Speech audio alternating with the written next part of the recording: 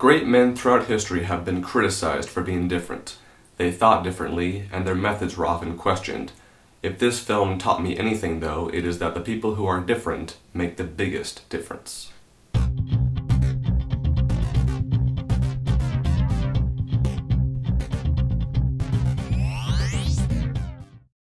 The Imitation Game.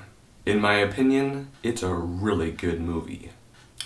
The story, based on a true story, follows mathematician Alan Turing as he and other mathematicians try to crack the enigma during World War II at Bletchley Park in Britain.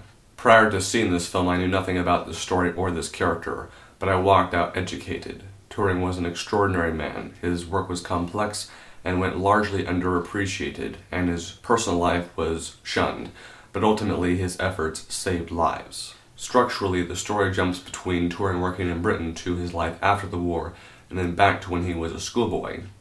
And those parts I found very interesting, as we get to see him at that most impressionable age.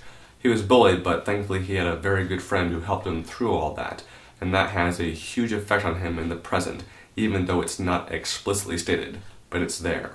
And what I found most incredible is that while the story at base level is about these mathematicians working to break this code, there's really this beautiful underlying story about this man who chose to build a machine that he could love rather than another human being.